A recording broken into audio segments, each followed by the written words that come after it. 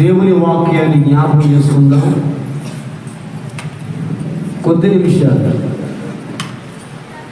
కొంత సమయం మనం దేవుని వాక్యాన్ని జ్ఞాపకం చేసుకుందాం. నిజంగా ఈ దినం దేవుడు మనలను ప్రేమించి మనకిచ్చినటువంటి గొప్ప శుభదినం, మహాపర్వదినం. ఈ దినాన్ని మనం ఉత్సహించి సంతోషించాలి. ఎందుకంటే ఎన్నో మేలులు చేశారు, ఉపకారములు చేశారు. ఆయన మనం కొనియాడవలసిన వారు. దయచేసి వాక్యాన్ని వినాలి. అన్నిటికంటే ఏది ముఖ్యం చెప్పండి? అన్నిటికంటే ఏది ముఖ్యమండి?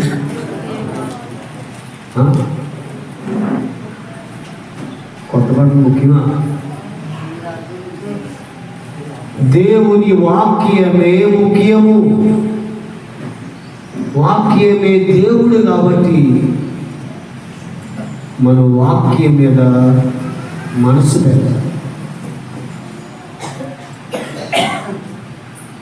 తక్కువ సమయం చెప్తాను, ఎందుకంటే మనకి విందు భోజనాలు కూడా వచ్చేస్తే బొడలు పక్కకు తెప్పకుండా, ఆడుకోకుండా వాక్యాన్ని విందాము. వాక్యమే బ్రతికిస్తుంది, వాక్యమే స్వస్థత కలిగిస్తుంది, వాక్యమే నడిపిస్తుంది. కాబట్టి వాక్యాన్ని మనం నిర్లక్ష్యం చేయి. దేవునికి స్తోత్రం. హల్లెలూయా. నిర్గమకాండము 40వ అధ్యాయము 1 నుండి 5 వచనాల వరకు చదువుదాం. నిర్గమకాండము 40వ అధ్యాయము 1 నుండి 5 వచనాలు. మరియు యెహోవా మోషేతో ఇట్లనెను, మొదటి నెలలో మొదటి దినమున నీవు ప్రత్యక్షపు గుడారపు మందిరమును నిలబెట్టవలెను. అచ్చట నీవు సాక్ష్యపు మందసమును నిలిపి ఆ మందసమును అడ్డతెరతో కప్పవలెను. నీవు బల్లను లోపలికి తెచ్చి దాని మీద క్రమముగా ఉంచవలసిన వాటిని ఉంచి దీప వృక్షమును లోపలికి తెచ్చి దాని ప్రదీపములను వెలిగింపవలెను. సాక్ష్యపు మందసము ఎదుట ధూపము వేయు బంగారు వేదికను ఉంచి మందిర ద్వారమునకు తెరను తగిలింపవలెను. దేవునికి స్తోత్రం. ఇది ఎన్నో నెల? మొదటి నెల 2025 ఎన్నో తారీఖు? మొదటి నెల. దేవుడైన యెహోవా తన సేవకుడైన మోషేతో చెబుతున్న మాట, నెల చెప్పాడు, తారీఖు కూడా చెప్పాడు, ఏ నెలలో ఏ తారీఖు కూడా చెప్పాడు. మరి యెహోవా మోషేతో ఇట్లని, మొదటి నెలలో మొదటి దినమున నీవు ప్రత్యక్షపు గుడారపు మందిరమును నిలబెట్టవలెను అని. ఇది మొదటి నెల, మొదటి తారీఖు. ఈ నెలలో ఈ తారీఖున నీవు చేయవలసిన పనులను మోషేకు దేవుడు చెబుతున్నాడు. గమనించాలి ప్రతి ఒక్కరు. ఈరోజు అదే పనులు మనము కూడా చేయాలని పరిశుద్ధాత్మ దేవుని ద్వారా ఈరోజు మాట్లాడుతున్నాడు. దేవుడు మోషేకి ఏమి చేయమని చెప్పాడో ఈరోజు మనలను కూడా దేవుడు ఈ మొదటి నెలలో మొదటి తారీఖున మీరు కూడా అవే చేయండి అని సెలవిచ్చాడు. సరే, ఏం చేయాలి? మేము ఎక్కువ ఇబ్బంది పెట్టను. మరి మొదటి నెలలో మొదటి తారీఖున ఏమి చేయాలి? మోషేతో చెప్పాడు కదా, నువ్వు మొట్టమొదటిగా చేయవలసిన పని ఏమిటంటే మందిరమును నిలబెట్టవలెను. దేవునికి స్తోత్రం. ఏం నిలబెట్టాలి? మోషే, నీవు మొదటి నెలలో మొదటి తారీఖున మందిరమును నిలబెట్టుము. మందిరం అంటే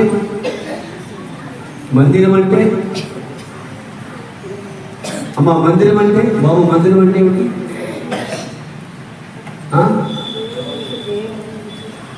ఏంటండి?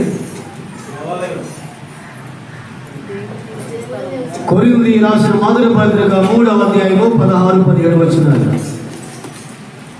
మొదటి కొరింథీయులకు రాసిన పత్రిక 3:16-17 వచనాలు.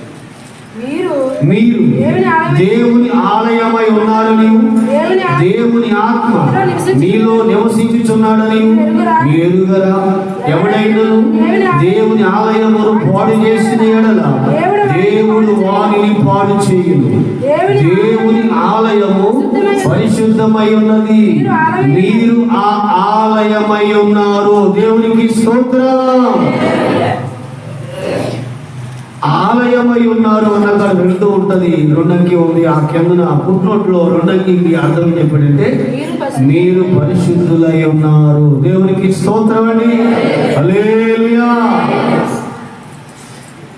మందిరమును నిలబెట్టుము. మందిరము ఎవరు అంటే నీవు నేనే మందిరం. మీరు దేవుని ఆలయమై ఉన్నారు. దేవుని ఆత్మ మీలో నివసించుచున్నది. ఈరోజు మనమే దేవునికి ఆలయం. 2025వ సంవత్సరంలో మనము దేవుని ఆలయముగా నిర్మించబడవలసిన వారమైతున్నాం. దేవునికి పరిశుద్ధ మందిరముగా, పరిశుద్ధ ఆలయముగా మనమే నిర్మించబడవలసిన వారమై ఉంటున్నాం. ప్రియమైన దేవుడు, గుడి గోడలలో దేవుడు లేడు. దేవుడు గుండె గుడిలో ఉన్నాడు చూడు అన్నాడు. ఈ దేహమే దేవుని ఆలయం. ఇది పరిశుద్ధమైన పవిత్రమైన ఆలయం. ఈ ఆలయాన్ని ఎవరు పాడు చేయకూడదు, ఎందుకంటే ఇది పరిశుద్ధమైన ఆలయం. మోషే మందిరాన్ని నిలబెట్టు. మొదటి నెలలో 1వ తారీఖున మందిరమును నిలబెట్టు అని చెప్పాడు. ఈరోజు మనం ఏమి కావాలంటే దేవునికి పరిశుద్ధ మందిరముగా మనము నిర్మించబడవలసిన వారమై ఉంటున్నాం. ఈ దేవుని ఆలయాన్ని ఎప్పుడు కూడా ఎవరు కూడా పాడు చేయడానికి వీల్లేదు. ఒకవేళ ఈ దేవుని ఆలయాన్ని పాడు చేస్తే దేవుని ఖచ్చితంగా వారిని పాడు చేస్తాడు. వానికి ఆయన ఎప్పటికి నా మాట కాదు, దేవుని మాట. ఎందుకంటే మీరు పరిశుద్ధ ఆలయం అని. సరే, మందిరం నిలబెట్టమన్నాడు. ఎందుకు నిలబెట్టమన్నాడు మందిరాన్ని? మందిరమును ఎందుకు నిలబెట్టమన్నాడు? నిలబెట్టమన్నాడు అంటే ఏదో కారణం ఉంటుంది. ఎందుకు నిలబెట్టమన్నాడు అంటే మందిరాన్ని దేవుని పెట్టాడు. పేతురు గారు రాసిన మొదటి పత్రిక 2వ అధ్యాయం 4-5 వచనాలు. పేతురు గారు రాసిన మొదటి పత్రిక 2వ అధ్యాయం 4-5 వచనాలు.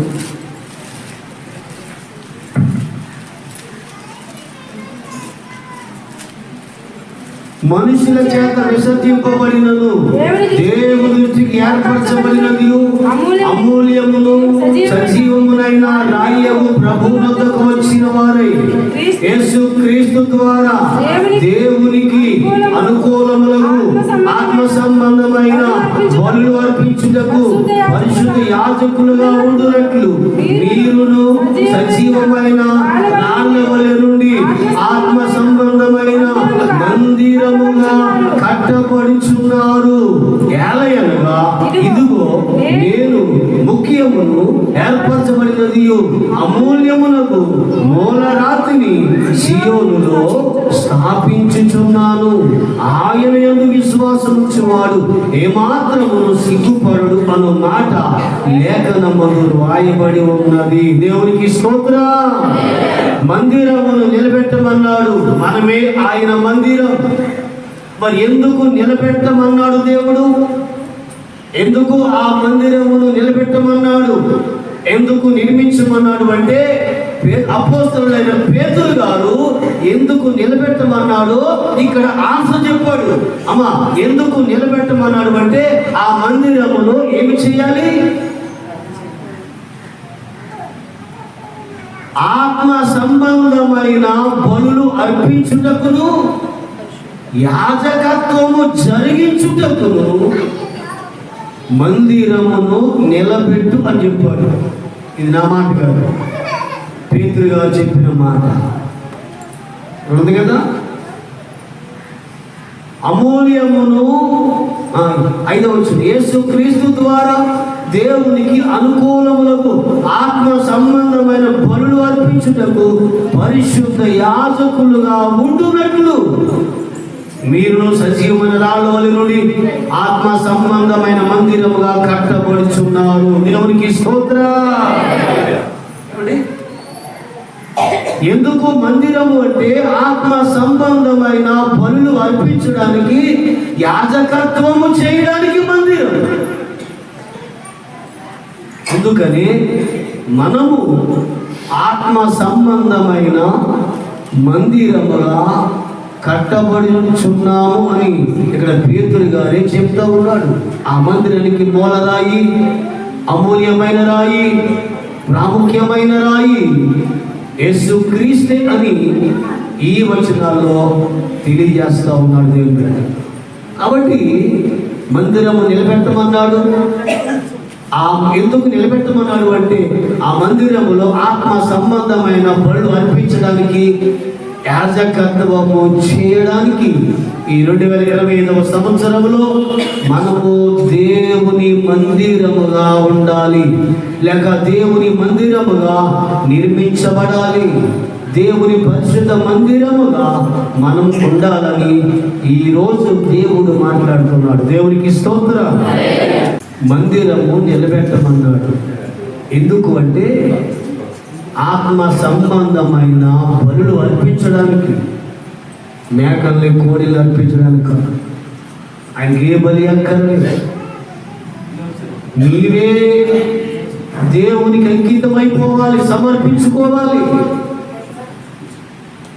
యాజకత్వం చేయడానికి మందిరముగా మనము నిలబెట్టబడాలి. అయితే దేవుడు అంటున్నాడు ఇంతవరకు గత సంవత్సరంలో 2024వ సంవత్సరంలో నీవు మందిరముగా నిలబెట్టబడలేదేమో, ఆత్మ సంబంధముగా జీవించలేదేమో. అయితే ఇంతవరకు ఏదో అయిపోయింది, గతించిన కాలమే చాలు నువ్వు చేసిన దానికి. అయితే నీవు జాగరూకుడవై మిగిలిన వాటిని చేయుము అని చెప్పాడు. ఏమంటాడండి? 2024వ సంవత్సరంలో దేవుని మందిరముగా లేవు, ఆత్మ సంబంధమైన బలులు అర్పించలేదు, యాజకత్వం నీ జీవితంలో, నీ హృదయంలో, ఈ దేవాలయంలో జరగలేదు. ఏదో అయిపోయింది. 2024 అయిపోయింది, 2025 వచ్చింది కదా. నువ్వు ఎలాగున్నావో తెలుసా? ఓ సంగమా, జీవించుచున్నావన్న పేరు మాత్రం ఉంది కానీ నీవు మృతుడవే. అయితే చావడానికి సిద్ధముగా ఉన్నావు. చచ్చే ముందు జాగరూకుడవై మిగిలిన వాటిని చేయుము. ప్రకటన గ్రంథం 3వ అధ్యాయము 1-2 తొందరగా. ప్రకటన గ్రంథం 3వ అధ్యాయము 1-2 వచ్చిన త్వరగా అందించారు. సాధిస్తూ ఉన్న సంఘపు దూతకు ఎలాగో రాయును 7 నక్షత్రములను 7 ఆత్మలను కలవాడు చెప్పి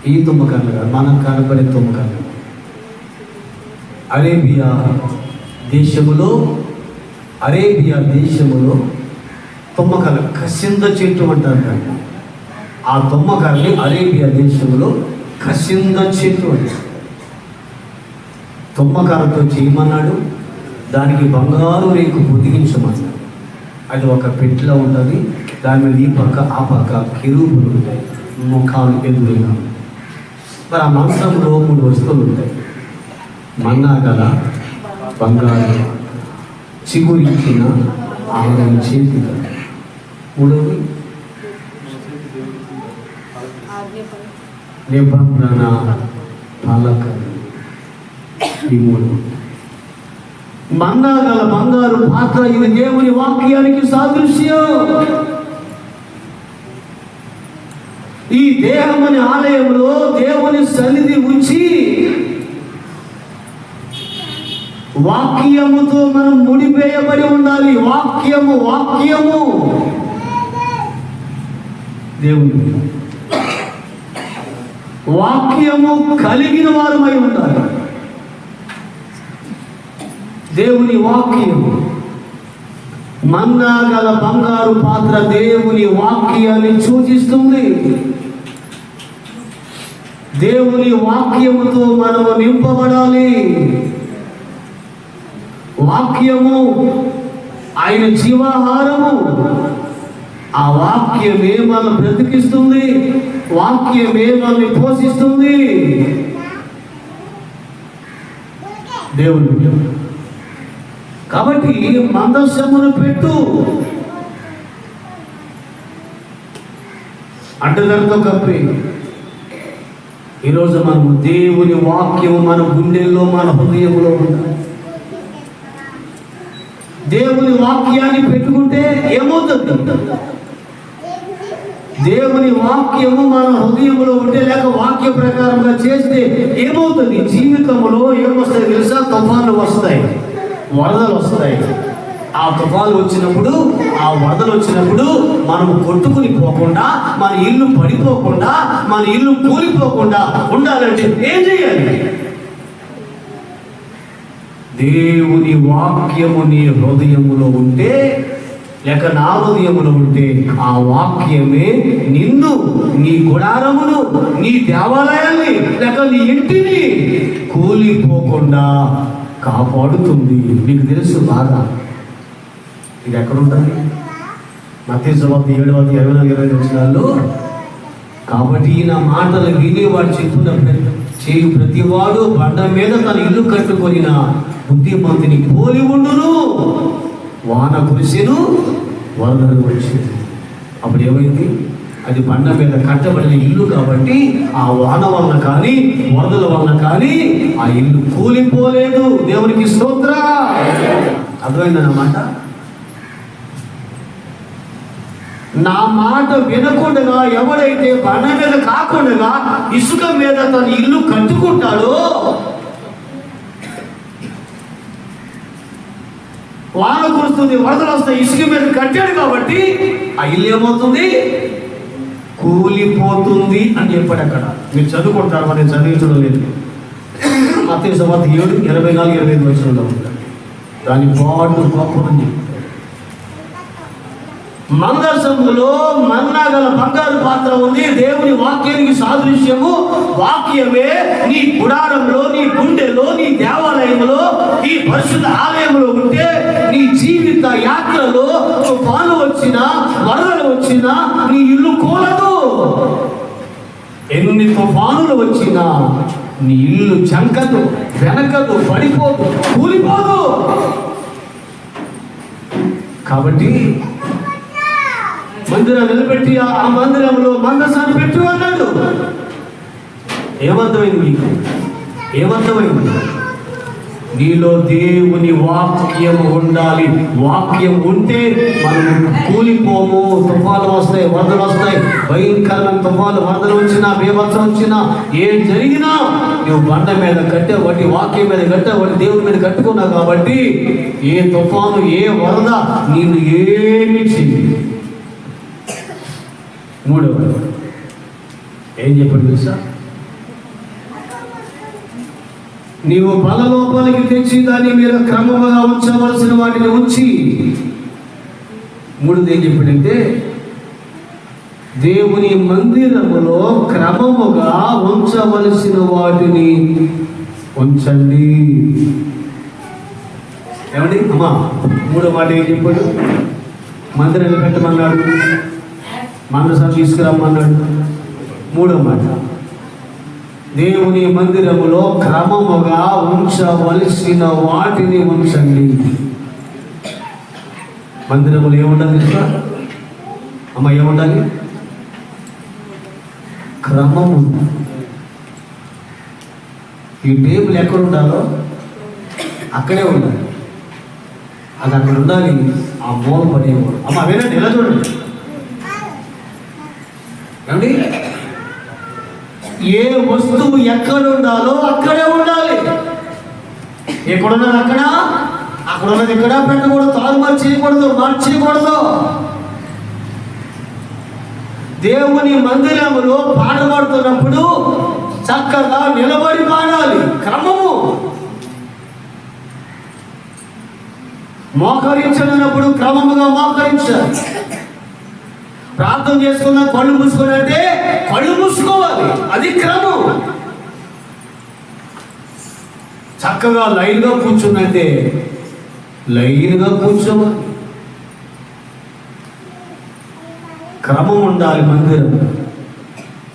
బైబిల్ చాలాసార్లు చెప్తుంది, అక్రమము చేయవారులారా నా యొద్ద నుండి పొండి, మీరెవరో నాకు తెలియదు అన్నారు. ఆ మాట ఎవరన్నా చేసిన పాస్టర్ గారిని అన్నారు. పాస్టర్ గారిని వెళ్ళే కదా అనుకుంటా, పాస్టర్ గారిని కదా అంటారు. మీకు క్రమం లేదు.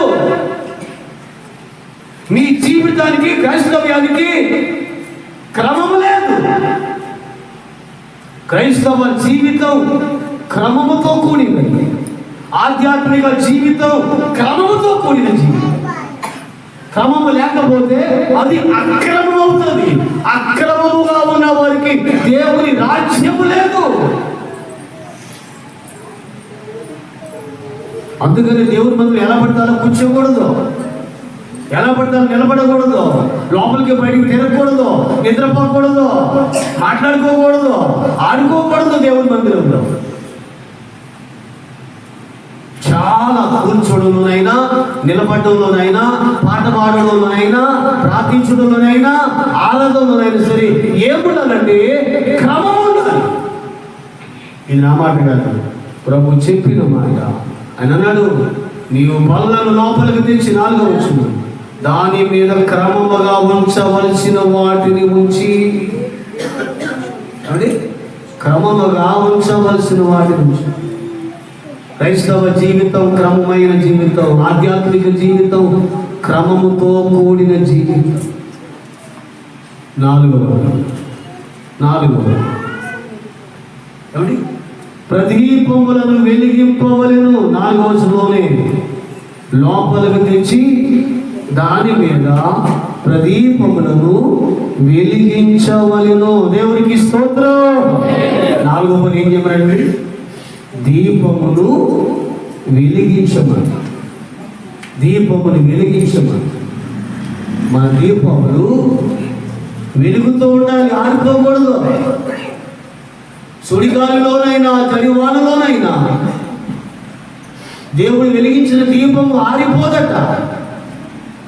దేవుడే స్వయముగా వెలిగిస్తే ఆ దీపము ఎన్ని తుఫాలు వచ్చినా, ఎన్ని సుడిగాలు వచ్చినా, ఎన్ని జడివానలు వచ్చినా ఆ దీపము ఆరిపోదు. ఎందుకంటే దేవుడే వెలిగించాడు కాబట్టి. అదే మనుషులు వెలిగిస్తే ఆరిపోతుంది. చాలా మంది అంటారు, నేనే రక్షించానండి, నేనే తీసుకొచ్చానండి అంటారు. నువ్వు రక్షించిన మనిషి ఎలా ఉంటాడు తెలుసా?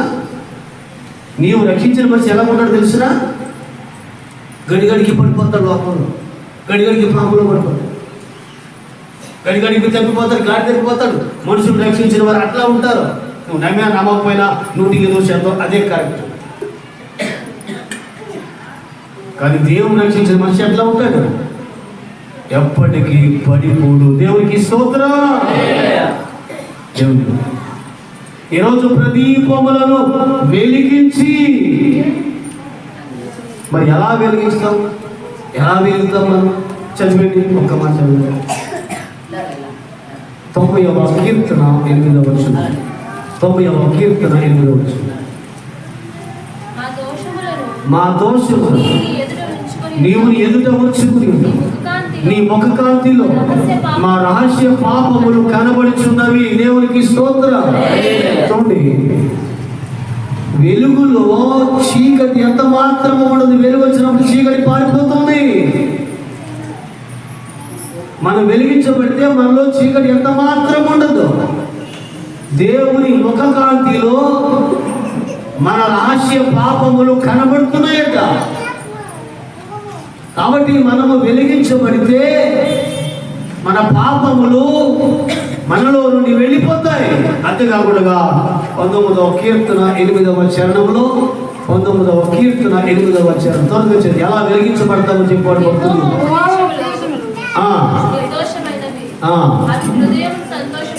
దేవునికి స్తోత్రం. యెహోవా ఉపదేశం నిర్దోషమైనవి, అవి హృదయమును సంతోషపరచును. యెహోవా ఏర్పరిచిన ధర్మము నిర్మలమైనది, అది కన్నులకు వెలిగించును. దేవునికి స్తోత్రం. ఎలా వెలిగించబడతావో తెలుసా? దేవుని ఉపదేశము నీలో ఉంచుకొనుట వలన. దేవుని ఏర్పరిచినటువంటి ఉపదేశము అది నిర్దోషమైనది, అది నీ హృదయాన్ని సంతోషపరుస్తుంది. యెహోవా ఏర్పరిచిన ధర్మం నిర్మలమైనది.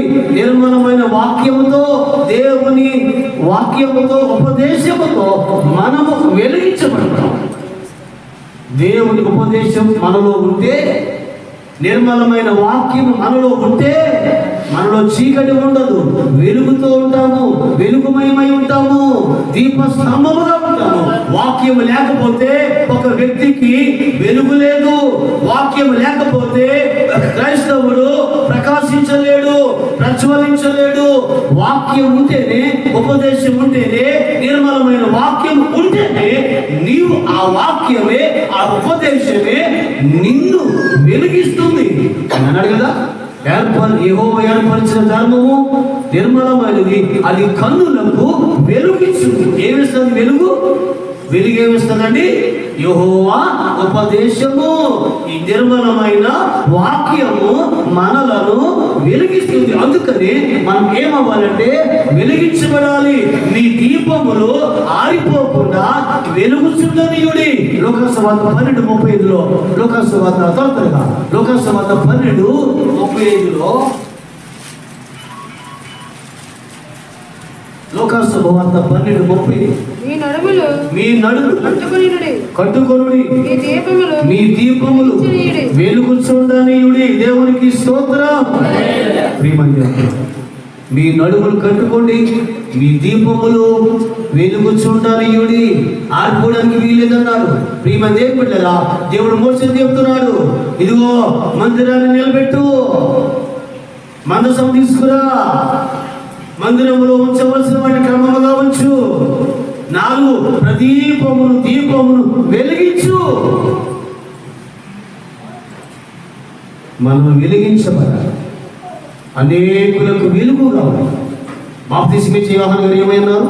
యోహాను 12:35లో, అతడు మండుచు ప్రకాశించుచున్న దీపమై ఉండెను, మీరు అతని వెలుగులో ఉండడానికి కొంతకాలం ఇష్టపడి వచ్చిందని చెప్పాడు యోహాను భక్తుడు. వచ్చి అతడు మండుచు ప్రకాశించుచున్న దీపమై ఉండెను. చాలాసార్లు మీరు చెప్పారు కదా, దావీదు భక్తుడు యుద్ధ భూమిలోకి వెళ్ళిపోయాడు. ఏమండి, ఎక్కడికి వెళ్ళాడు? ఒక రోజున చెప్పండి.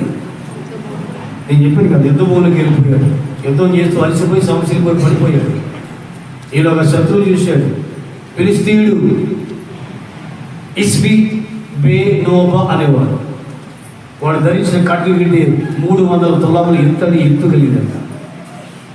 దావీదు బాగా దొరికాడు, సమస్యలు పోయి పడిపోయాడు. ఇతనికి వెళ్ళుకోలేదు, ఇతను చంపేద్దామని చెప్పి ఈ శత్రువు దావీదుని చంపడానికి వస్తూ ఉన్నాడు.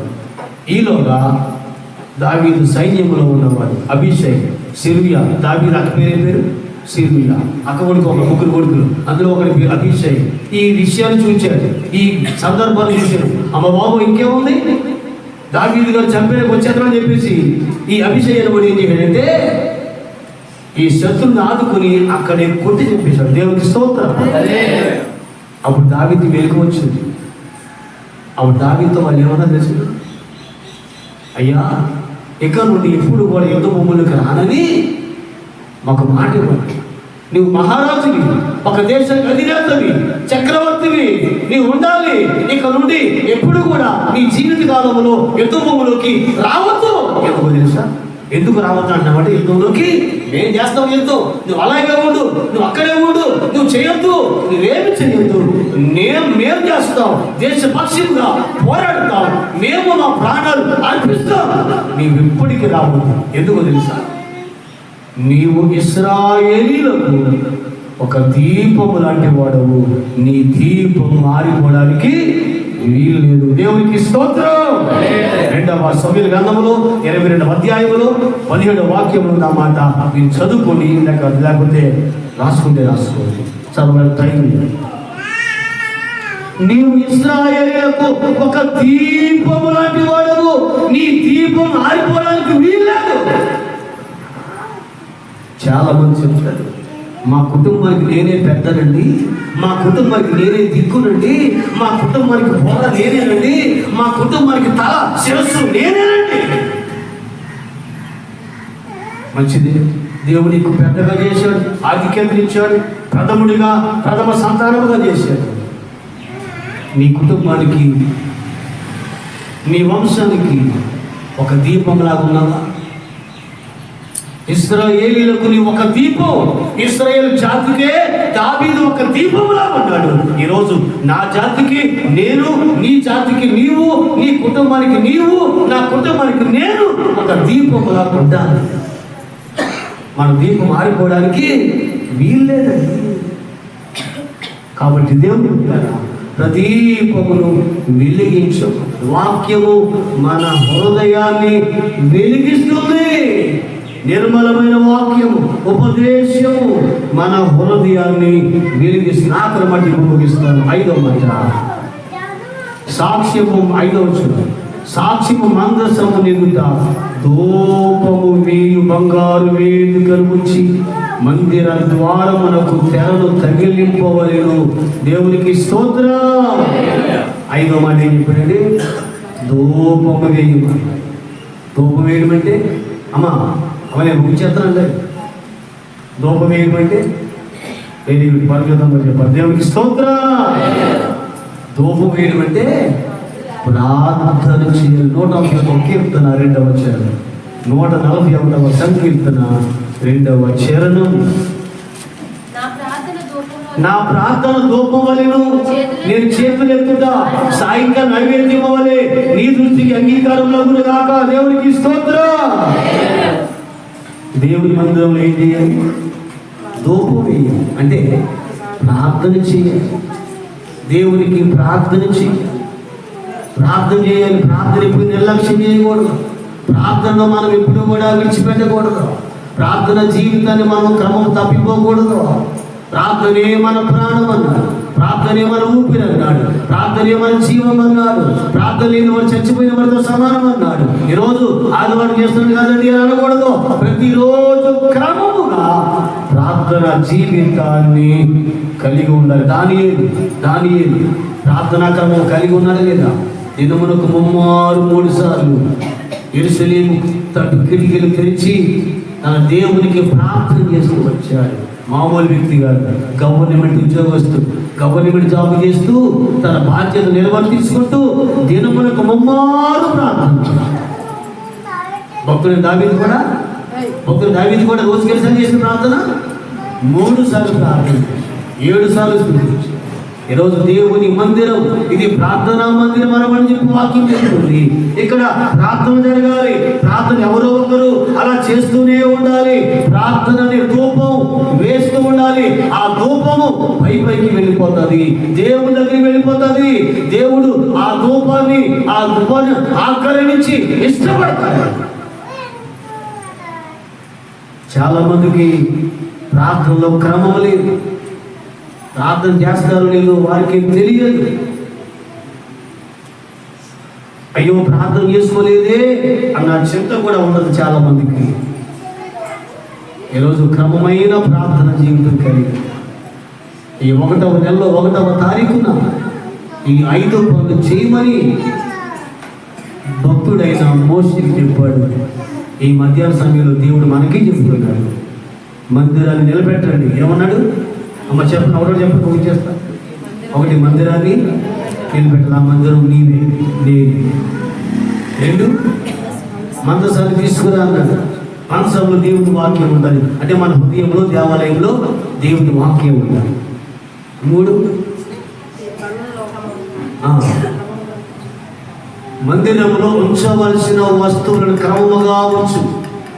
మందిరంలో క్రమముగా ఇష్టం వచ్చినట్లు ఉండకూడదు.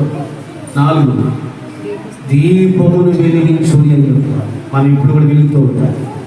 5, ధూపం వేయాలి. ప్రార్థన అనేది ఒక ధూపం.